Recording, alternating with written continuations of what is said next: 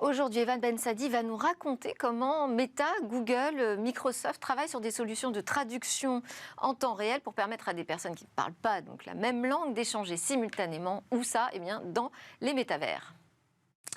Quelle langue parle-t-on dans le métavers? Que ce soit chez Meta ou Google, personne ne s'était encore posé la question de la traduction et de la communication au sein de ces nouveaux mondes virtuels et immersifs.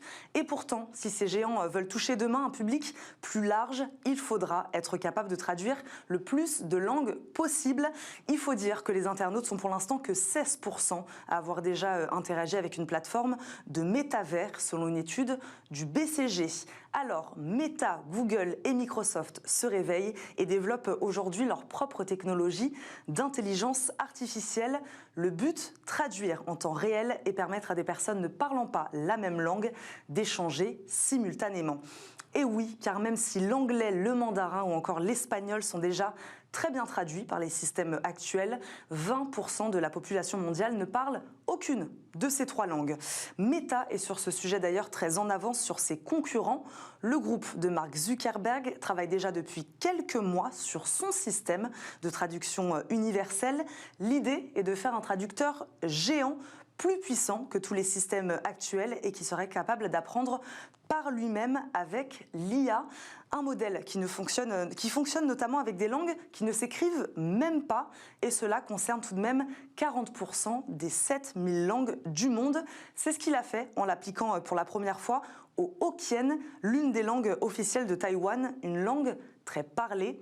Petit bémol tout de même, la qualité de la traduction n'est pas toujours au rendez-vous. Et pour être honnête, la vraie barrière à ce développement est en fait une question de puissance de calcul des ordinateurs utilisés. Un enjeu pour l'instant d'ailleurs non résolu par Meta.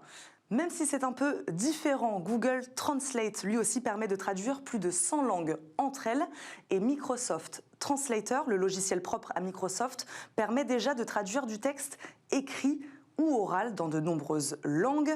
Mais ce qui pourrait vraiment être la nouveauté ici, c'est bien ça, un système capable de traduire une langue directement depuis un audio sans avoir besoin de retranscrire ce qui est dit. Aujourd'hui, il est possible de parler à ce dernier qui va retranscrire ce qu'il entend avant de le traduire. L'objectif, que cette étape de retranscription disparaisse. Cela rendrait à l'avenir la traduction plus rapide et donc la conversation encore plus fluide. C'était Smart Tech. Merci beaucoup à mes invités d'être restés jusqu'au bout. Vincent Balouet, fondateur de Maîtrise des crises, Yannick Puget, directeur service d'innovation IMSA, et Tariq Rim, fondateur de codesouverain.fr. Merci aussi à vous de nous suivre tous les jours. Je vous dis à demain.